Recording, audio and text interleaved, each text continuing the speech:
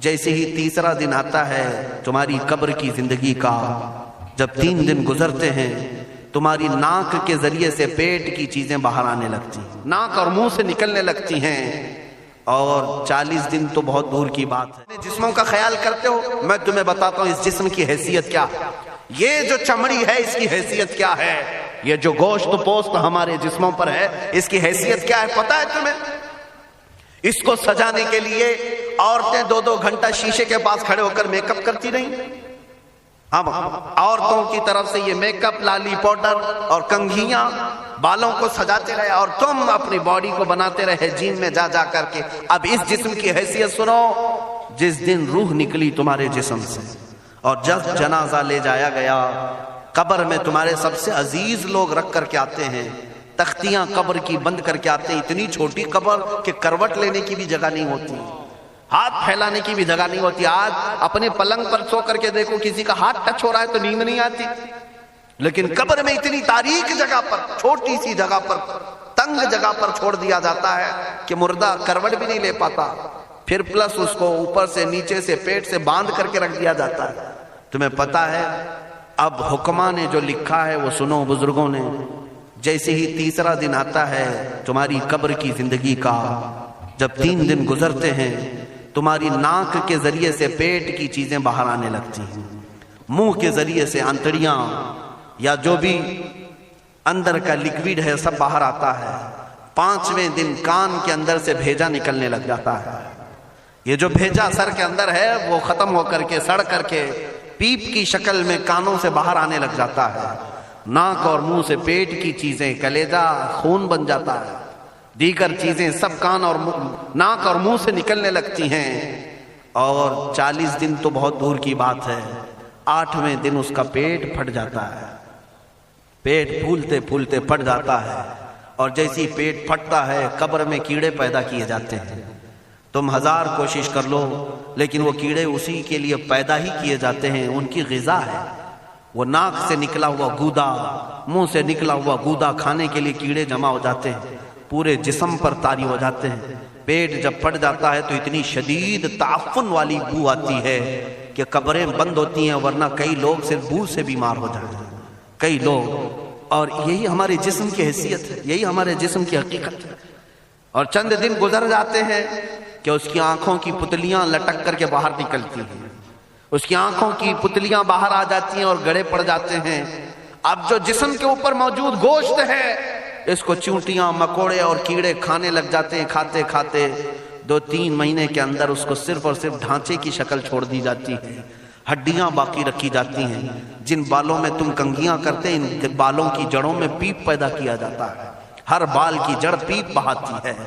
اور جن چہروں پر تم پاؤڈر لالی لگا کر کے اس کو سجایا کرتے آئینے میں کھڑے ہو کر، ان چہروں پر اللہ تبارک و تعالیٰ ایسی جھریاں پیدا کرتا ہے۔ یہ تو عام لوگوں کی بات، اور اگر گنہگار ہیں تو ان کے چہروں پر بچھو چھوڑ دیے جاتے ہیں، بچھو چھوڑ دیے جاتے ہیں۔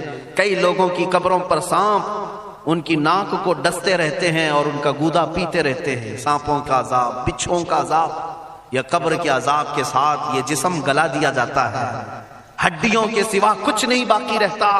تم کیا سمجھتے ہو مرنے کے بعد احساس نہیں ہوگا؟ مرنے کے بعد ہر درد کا احساس دگنا کر دیا جائے گا۔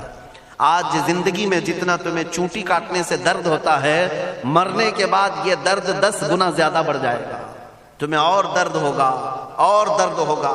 یہی جسم جو کیڑوں کی غذا بن گیا، کفن ختم ہو گیا، ہمارے جسم میں پیٹ کا گودا باہر آ گیا، آنکھوں سے کانوں سے ساری چیزیں لکوڈ ختم کر دی گئی، بھیجا کانوں سے بہ کر کے نکل آیا، بچا کیا ہمارے پاس؟ جس جسم کو ہم سجاتے رہے، سنوارتے رہے، اس پر ہزاروں پیسے بہاتے رہے، یہ جسم 40 دن کے اندر کیڑوں کی غذا بن گیا، سب ختم ہو گیا۔ میرے عزیزو، ہر انسان کے جسم کے ساتھ قبر یہی کرتی ہے، قبر دباتی الگ ہے، کیڑوں کا عذاب الگ ہے، بچھوؤں کا عذاب الگ ہے، لیکن یہ سب کے لیے احکام نہیں۔ کچھ وہ بھی جنازے ہیں جب یہاں سے جاتے ہیں تو ہزاروں کی آنکھوں میں آنسو چھوڑ کر جاتے ہیں، ہزاروں کی دلوں کی دھڑکن بن کر کے جاتے ہیں۔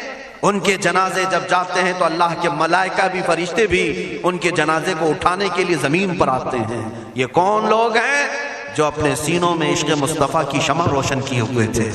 جینا چاہتے تو مصطفیٰ کے لیے، مرنا چاہتے تو مصطفیٰ کے لیے. فاضل بریلوی نے کیا خوب کہا، لحد میں عشق رخ شہ کا داغ لے کے چلے، اندھیری رات سنی تھی چراغ لے کے چلے.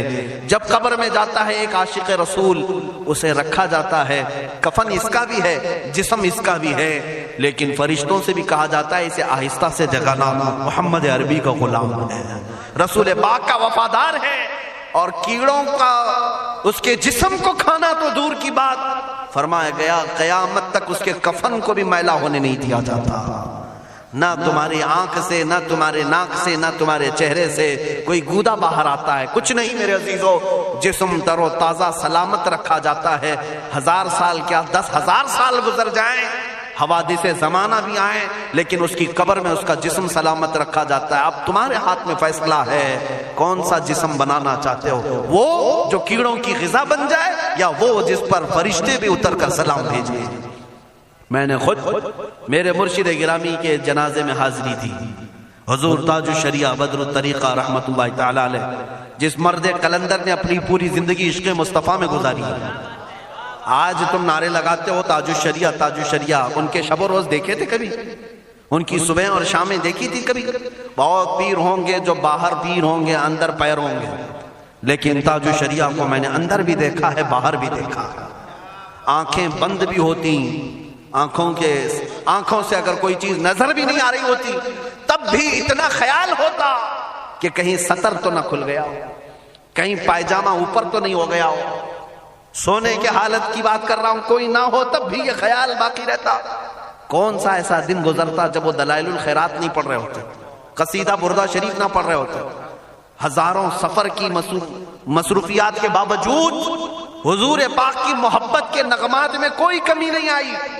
لیکن میں آج آپ کو ایک بات بتا دوں، جب انتقال ہوا وہ جمعہ کی شام تھی، اور ہمارے مردوں کو 6 گھنٹے 10 گھنٹے میں ہم کو قبرستان سپرد کرنا پڑتا. 12 گھنٹے رکھ دیں تب بھی فریج منگوانا پڑ جاتا ہے، اس کے بعد قبرستان کے حوالے کر دیں. میرے مرشد گرامی کے انتقال کے بعد 48 گھنٹے رکھے گئے تھے، 48 گھنٹے رکھے گئے، اور اس کے بعد جنازہ پاک کو غسل دے کر لایا گیا. یہ فقیر قادری جنازے کی گاڑی میں شریک رہا، حضرت کے قدم پکڑ کر کے میں قبر تک رہا. میں آپ کو صرف اس لیے یہ بات عرض کر رہا ہوں کہ جب گاڑی جنازے کی چلتی تھی، میں نے زندگی میں بھی حضرت کے ہاتھ پکڑ کر کے ادھر ادھر چلائے. حضرت کے ساتھ جب جانا ہوتا تو بازوؤں کو ہم تھامے ہوتے، ہم کیا چلاتے، ہمیں وہ خود چلا رہے ہوتے، لیکن یہ ہم برکت کے لیے پکڑے ہوتے. جو نرم و ملائم جسم تھا، میں نے وفات کے بعد جنازے میں کھڑا ہو کر کے دیکھا، قدموں کو پکڑ کر نہ نرمی میں کمی آئی، نہ ملائم ہونے میں کوئی کمی تھی. اور جب گاڑی آگے چلتی تھی،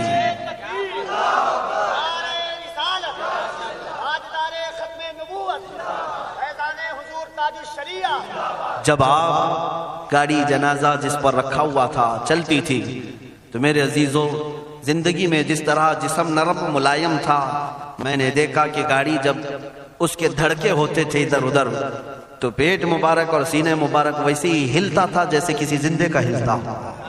ہاتھ پر انگلی رکھے تو خون سرک جائے اور پھر اپنی جگہ پر آ جائے. یہ کوئی مبالغے کی بات نہیں کر رہا ہوں، یہ آنکھوں سے دیکھی ہوئی چیز ہے. اور قبر انور میں رکھنے کے بعد جب ان کے صاحبزادے اور داماد نکل کر کے آئے، تو تھوڑی دیر کے بعد ہم نے دیکھا کہ چہرہ خود بخود قبلے کی طرف تھا. ہم اپنے مردوں کو رکھواتے ہیں، لیکن اس عاشق رسول نے اپنا چہرہ پہلے سے قبلے کی طرف کر لیا. یہ کرامات کہیں یا زندگی کی حقیقت کہیں، حقیقی بات تو یہ ہے جو مصطفیٰ کی یاد میں جاتا ہے. اس نے کیا ہی خوب کہا شاعر کہ میرے جنازے پہ رونے والوں فریب میں ہو بغور دیکھو، میرے جنازے پہ رونے والوں فریب میں ہو بغور دیکھو، مرا نہیں ہو غم نبی میں لباس ہستی بدل گیا. ہاں، مرا نہیں ہوں غم نبی میں لباس ہستی بدل گیا ہوں. ان عاشقوں کا حال یہی ہوتا ہے کہ یہ مر بھی جاتے ہیں، انتقال کر بھی جاتے ہیں، تو بس لباس بدلتا ہے، لیکن زندگی پہلے سے اور بلند ہوتی ہے. عزیزان گرامی تمہیں اسی بات پر میں لانا چاہتا ہوں، کون سی زندگی گزارنا چاہو گے؟ کون سی زندگی؟ یا عیاشوں کی، یا نچنیوں کی، یا مجرا کرنے والوں کی، ان ظالموں کی جو جہنم کی طرف تمہیں لے جانے کے لیے تیار بیٹھے ہیں؟ چند دنوں کی عیاشی ہے، تم گانے گا کر اچھل کود کر کے اپنے نفس کو تو راضی کر سکتے ہو، لیکن رب ذوالجلال کی رضا کبھی نہیں لے سکتے۔ آج تم دنیا میں فلموں کی زندگی جی کر کے تھوڑی دیر کی خوشی تو حاصل کر سکتے ہو، لیکن قبر کی راحت کبھی نہیں لا سکتے، قبر کا سکون کبھی نہیں لا سکتے۔ قبر میں اگر سکون چاہیے تو صرف ہمارے سینوں کو ادھر حوالے کرنا ہوگا، مصطفیٰ کریم کے حوالے کرو۔ اب اپنی زندگی کو بدلنے کا وقت آ گیا۔ اے میرے عزیزو، ناموس رسالت کی حفاظت یہی ہے کہ حضور کے اخلاق کی پہلے حفاظت کی جائے، حضور کی سنتوں کی حفاظت کی جائے، حضور پاک کے نام پاک کی حفاظت کی جائے، ان کی تعلیمات، ان کے احادیث کی حفاظت کی جائے، جس طرح صحابہ کرام نے اپنی جانیں قربان کر کے حضور کی عزت کی حفاظت کی ہے۔ آج وقت آیا ہے ان ظالموں کی طرف نہ دیکھنا، یہ بھونک بھونک کر کے تمہیں جگا رہے ہیں، بیدار کر رہے ہیں۔ میں جواب دیتا رہوں گا انشاءاللہ، لیکن ساتھ میں ان حادثات کو اپنے لیے ایک الگ انداز سے دیکھتا ہوں۔ اگر کوئی کتا صوفے میں بیٹھ کر بھونکتا ہے اور میرے نبی پاک کی عظمت پر حملے کرتا ہے تو درد تو ہوتا ہے، لیکن ساتھ میں عقیدہ بھی تو ہمارا یہ ہے، رہے گا یوں ہی ان کا چرچا رہے گا، رہے گا یوں ہی ان کا چرچا رہے گا، پڑے خاک ہو جائیں جل جانے والے۔ یا رسول اللہ تو گھٹائے سے کسی کے نہ گھٹا ہے نہ گھٹے گا، جب بڑھائے تجھے اللہ تعالیٰ تیرا، مٹ گئے مٹتے ہیں مٹ جائیں گے آدھا تیرے، نہ مٹا ہے نہ مٹے گا کبھی چرچا تیرا۔ یہ کتے کتاب لکھ کر کے کہتے ہیں محمد عربی کا چرتر، ان کے اخلاق، ان کے کردار برے تھے، اور ایسی کوئی چیز نہیں ہے اسلام میں جس سے امپریس ہو کر اسلام قبول کیا جانا چاہیے۔ محمد صلی اللہ علیہ وسلم کے نام کو اسلام سے ہٹا دینا چاہیے۔ ان ظالموں کو میں جواب دینا چاہتا ہوں، اے مسلمانوں، یہ تمہیں جگانے کے لیے آ رہے ہیں، یہ تمہیں بیدار کرنا چاہ رہے ہیں۔ اب اٹھو اور یہ بتاؤ تم کہاں کہاں سے میرے نبی کو مٹاؤ گے، کہاں کہاں سے؟ ارے ہمارے گھروں میں بچوں کی ولادت بھی ہوتی ہے، کان میں اگر ہم اللہ کا نام لیتے ہیں تو ساتھ میں محمد کا بھی نام ہے۔ ہمارے بچے جس دن اس دنیا میں آتے ہیں اذان ان کے کانوں میں دی جاتی ہے تو اللہ کے نام کے ساتھ محمد کا نام بھی آتا ہی ہے۔ ہماری اذانیں، ہمارے نماز کو بلانے والی آوازیں، تم کیا مٹا پاؤ گے محمد عربی کے نام کو؟ یہ ہزاروں نہیں کروڑوں اذانیں بار بار دن میں دے دے کر کے یہ بتاتی ہیں کہ تم واللہ محمد عربی صلی اللہ علیہ وسلم کا ذکر تم کبھی الگ نہیں کر سکو گے۔ ذکر خدا جو ان سے جدا چاہو نجدیو، واللہ ذکر حق نہیں کنجی سقر کی ہے۔ حضور پاک کا نام کہاں سے ہٹاؤ گے؟ اذانوں سے ہٹاؤ گے، اقامت سے ہٹاؤ گے، نمازوں سے ہٹاؤ گے؟ بلکہ اقبال نے کیا ہی خوب کہا تھا، دشت میں دامن کوہسار میں میدان میں ہے۔ کہاں ہے یہ نام؟ دشت میں دامن کوہسار میں میدان میں محمد ہے، بحر میں موج کی آغوش میں طوفان میں محمد ہے، چین کے شہر مراکش کے بیابان میں محمد ہے، اور پوشیدہ ہر مسلمان کے ایمان میں محمد ہے۔ میں نے یہ تبدیل کر کے اسی لیے پڑھا ہے کہ ہر جگہ محمد ہے۔ رسول پاک صلی اللہ علیہ وسلم کو تم کہاں سے ہٹاؤ گے؟ ہمارے کروڑوں کی زندگیاں اس نام پاک پر قربان، اس نام پاک پر قربان۔ ان ظالموں کو یہ بات بتا دینا، اس نام پاک پر اللہ نے نقطہ تک نہیں رکھا ہے۔ محمد عربی صلی اللہ علیہ وسلم کے نام پاک پر نقطہ تک نہیں، عیب تو بہت دور کی بات ہے۔ اور مٹانے کی بات کرتے ہو، مٹانے کے لیے تم اس کا ایک لفظ تک نہیں مٹا پاؤ گے۔ محمد عربی اس عظیم ہستی کا نام ہے جس کی جڑیں تحت الثری میں ہیں، جس کی شاخیں اوج ثریا پر ہیں۔